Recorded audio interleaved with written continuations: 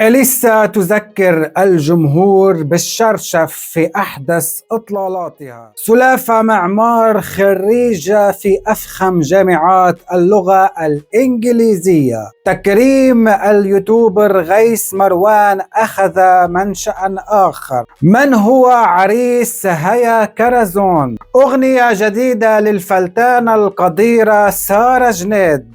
الدكتورة خلود تطلق عطر بريحة الدجاج. تكريم الفنانة القديرة نانيتا. سيدة لدى دكتور التجميل تصبح ترند، شو السبب يا ترى؟ ومواضيع أخرى مثل العادة ما راح فيكم تقفوا ولا موضوع، خليكم متابعين. نبدأ مع الإطلالة الخارقة المتفجرة للفنانة إليسا بأحدث حفلاتها يلي صارت حديث الجمهور على جميع المنصات. ليش يا ترى هالزحمة كلها؟ خلينا نشوف.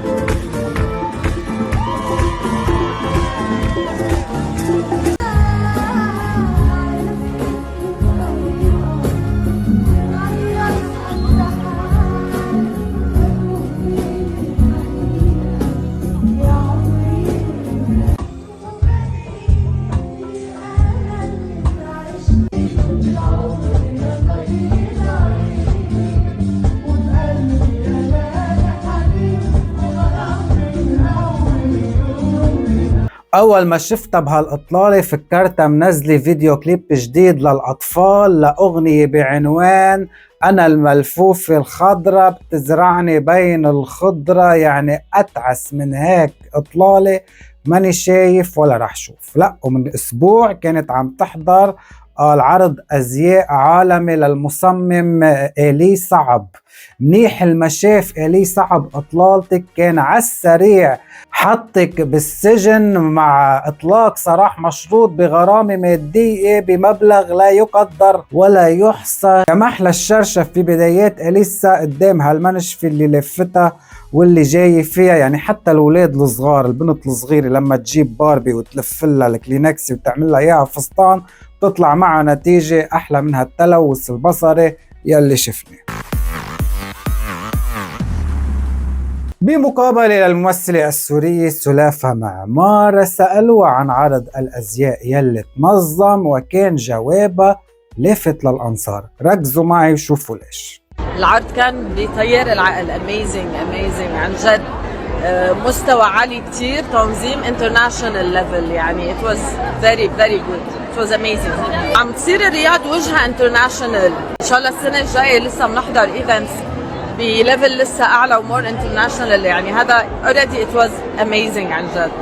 Oh my god it's amazing under the ground. رايتك عرات هاللغة الإنجليزية يلي توشطونا فيها. ليش بتحطوا حالكم بهيك مواقف؟ أنا ما بعرف. لأنكم خريجين جامعة هارفارد ولا علم خلقانين تحت جسر لندن ولا عند ساعد بيج بان. ليش عم تحكوا بهيدي الطريقة البايخة والسخيفة؟ ما بعرف. شكل سلافة معمار انضمت مؤخرا لجامعة مي حريري لاغتصاب اللغة الإنجليزية وتخرجت بدرجة بكالوريوس مع درجة تميز وامتياز. منصة الجزيرة 360 قررت تكرم جزء كبير من اليوتيوبرز العرب يلي 3/4 أنا أصلا ما بعرفهم، ولكن من ضمن الأشخاص يلي قرروا يكرمون هو غيث مروان. خلينا نشوف شو صار معه، موقف محرج على المسرح، ونعود للتعليق. لو وقفوا معي من أول ما بلشنا خطبة. معلش تفضل. معلش عادي. اليوم وصلت 6 مليون، مبروك. جمهور الجزائر موجودين هون مش طبيعيين. انتو شو انكم بتحبوا بعض، فبدي نفس التحية اللي بتحيوها لبعض انتو. شكرا كثير لكم. يا فرحة أمك بيك، بدي تسلم لنا على هالعظامة وعلى هالثقة بالنفس. من كتر ما انه واثق من نفسه أخذ لي قبل بنهار تحميلة النعنع الحراق وطلع لي على المسرح وزقفولي. الله على الحضور يلي كله حبه وما ضل حدا ما زقف له ولا تحت الأرض. ريتك يعني عن جد شو هالموقف البايخ اللي حطيت حالك فيه. خلص قول شكرا على التكريم وانصرف، كله يوتيوب زاط ويوتيوب زين، كلهم راكدين ورا الترند وورا الفيو، ما حدا همه بحدا ولا حدا بحب الخير لحدا، ما في الا الماما بتنبسط لك وبتزقف لك. كمان منصة الجزيرة على شو عم بتكرموا اليوتيوب زاط واليوتيوب زين؟ على شو؟ على المقاطع الهادفة يلي عم يعملوها ولا عم ينفعوا البشرية؟ مخترعين شيء زوجتي خانتني وزوجي خانني ولبست الكلسون الأحمر والكلسون الأصفر وتسوقت وتيابي الصفر وتيابي السود، بدل ما تكرموا العالم اللي عن جد بتستاهل التكريم، المخترعين المقاومين يلي عم بيفيدوا البشرية بالدفاع عن الأرض أو باختراعاتهم يلي عن جد الواحد بيستاهل أنه يتكرم عليها.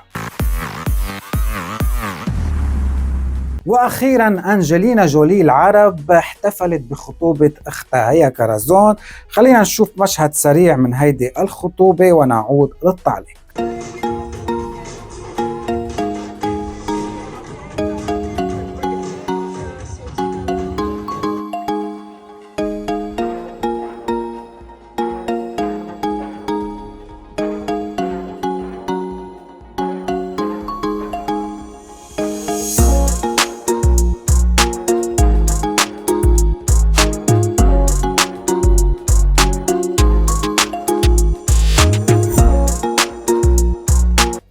بهالخطوبة عرضوا لنا كل شيء إلا وجه العريس، شفنا الرمانات، شفنا فساتين العصور الوسطى، شفنا تنفيخ الشفاف، تنفيخ السيليكون، كل شيء موجود إلا وجه العريس.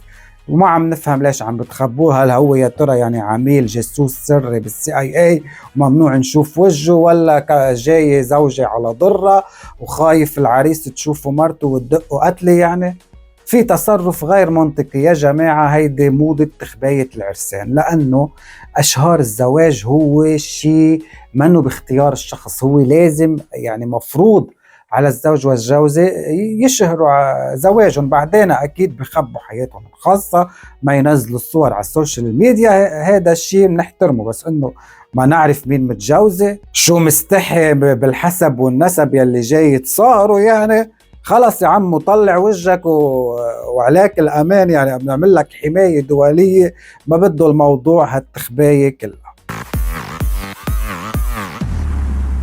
الفلتانة القديرة سارة جناد تطلق أغنية جديدة بعنوان سوبر وومن. خلينا نشوف مشاهد سريعة من هالأغنية الرائعة ونعود للتعليق. أنا سوبر وومن، قلبي سوبر هيرو، مجنون بتفكيره، يعني اوعى تزعلني بحط لك زيرو. قلبي سوبر هيرو مجنون بتفكيره، وانا عهالغنية الحلوة بحطلك زيرو، ولتحت الارض ريتك عرات هالغنية، عرات هالانتاج الضخم يلي مكلف كلسون وشورت قصير وكاميرا. انت غنيتك هي دبل تلوث سمعي مع تلوث بصري، ما في شي ظابط بهيدي الغنية. فنصيحة منا يا أختي، اغتزلي قبل الكارثة، كلنا وراك لندفشك بالهاوية لحتى ما تكفي بهالطريق وتوصلينا للهاوية، بكفينا اللي فينا يا أختي، ولي تحت الأرض ريتك جرستينا. الدكتورة خلود ومجموعة من مشاهير الكويت صدمنا أثناء ترويجهم لعطر جديد ريحته غريبة. تتفهموا عن شو عم بحكي لازم تشوفوا الفيديو.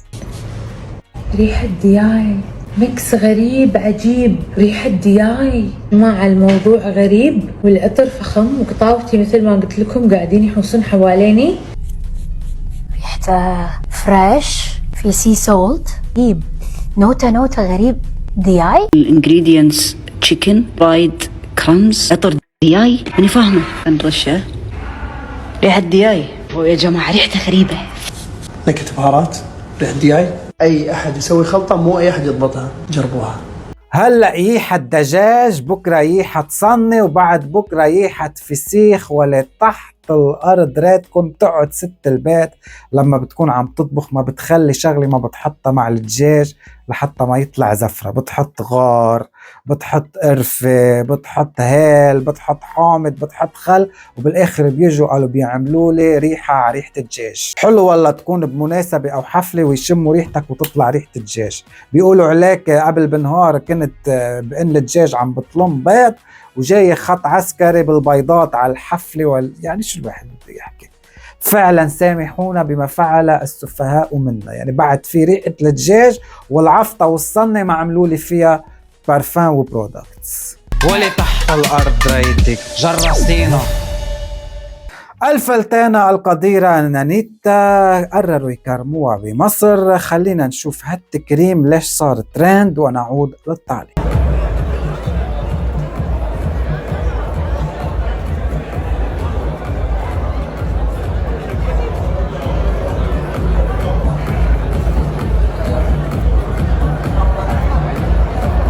يا جماعة معلش، ممكن تحية كبيرة للفنانة نانيتا صاحبتي وصديقتي اللبنانية اللي مشرفة اللبنانيين كلهم والله هنا في مصر. أنا شاتا هنا أهو يا ناني، أنا أهو أنا أهو. على اليمين يوم الجمعة وعلى اليسار يوم الخميس. هيدي أول مرة بشوف الحجاب يكرم الكلسون. يوم الجمعة يكرم يوم الخميس ولتحت الأرض. ريتكم شو هالميكس الغريب العجيب، ما عم بفهمه يعني شو جاب لجاب. يعني يا تكون مناسبة كلها نهار الجمعة يا تكون مناسبة كلها نهار الخميس، بس ما تجوا تخلطوا الحابل والنابل. راح المنطق، ناس مع الله وناس مع عبد الله، هيدي منا ظابطه. كمان شو هالتكريمات هيدي اللي صرنا عم نشوفها اكثر من بياعين البطاطا، كل يوم تكريم.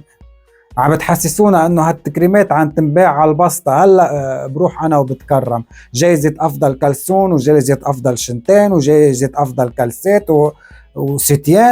فعلا هيدي الجوائز عم تفقد مصداقيتها لانه مين ما كان عم يتكرم. ولي تحت الأرض ريتك جرستينا. سيدة عراقية انتشر لها مقطع عند دكتور التجميل بسبب طلبها الغريب. خلينا نشوف شو هو. أنا عندي خلفيتي مقصوصة من ورا، هيك مقصوصة يعني مو داري. تمام. وأنا حاضي يكون عريض، أوكي. بس إنه أنا أريد بس شوية بف، شوية. تمام، بس تعديل بف ويكون من الجوانب. ذكرتني بنظرية الأرض المسطحة والأرض الدائرية ولتحت الأرض ريتك. فعلا اللي استحوا ماتوا. يعني اختصار هيدا الفيديو، نفخ لي طيزي يا دكتور، ما في لا خجل ولا حياة. رايحة لعنده نفخ لي اياها. فرد مرة روحي عند البنشرجي أوفر لك عمليات وسيليكون، وإذا انفختت بعدين بحط لك جلدة. فعلا شي كتير هاي مواضيع فيها حياة، فيها الواحد بيكون بيستحي. مش بيطلع على الموبايل وحاطط لي ميكروفون وانشر وخلي الأمة كلها تعرف إني جاي نفخ ورفخ. يعني شو الواحد بده يحكي شي كتير. ولي تحت الأرض ريتك جرستينا. أحد محلات الملابس بلبنان كتير حريص، انتبهوا، في حرص كبير على موضوع مهم بيحرج كل النسوان. خلينا نشوف شو هالموضوع ونعود. بس تكوني رايحة على سهرة ولابسة هيك فستان بلا بهدلة وبلا ما تلبسي سترينج تحته، تاخدي السيليكون سترينج اللي هو بيتلزق من قدام ومن ورا وما بيعود يبين على الجوانب. فهمت علي كيف؟ نتشكرك على حرصك الكبير. يعني ما بنعرف نحن السيدات من دونك شو ممكن يعملوا. فعلا موضوع محرج كتير انه الواحد يكون لابس كلسون. عيب تكون انت مثلا فايت يقولوا يي بين شنتينا او بين كلسونة. فعلا بنتشكرك على حرصك ولتحت الارض ريتك. فعلا يعني فرد مرة ردونا على زمن الجاهلية، حطوا ورقة عريش وورقة توت من ورا وخلص. لا شو مصروف الثياب وقماش وصبغه وتصميم فساتين. فرد مره يا اختي حطي ورقتين عريش ورقه توت وبيجي فصل الخريف وبيهر. صارت البهدله والجرصه انه الواحد يلبس كلسون. ميرسي كتير على هالحرص الذي لا يضاهى. ولي تحت الارض ريتك جرستينا. دعواتنا دايما بالنصر للبنان وفلسطين. شكر خاص لدي زيتو USA وايضا لشيماء سولفت ولنيها جزراوي. والشكر أيضا لكل الأشخاص اللي عم بيساهموا بتقديم المزيد من هيدا المحتوى الترفيهي من خلال ميزة السوبر تانكس. شكر عميق ومن كل قلبي لكل الأشخاص يلي ساهموا بإعداد هيدي الحلقة من خلال إرسال الفيديوهات على موقع انستغرام يلي عم يطلع قدامكم على الشاشة. إذا كنتوا بتشوفوني لأول مرة وحابين تشوفوا المزيد من الحلقات، ننصحكم تعملوا سبسكرايب، وأهم شيء لحتى ما يفوتكم أي شيء جديد إنه ترنوا الجرس، لأنه اللي جاي أقوى بكتير.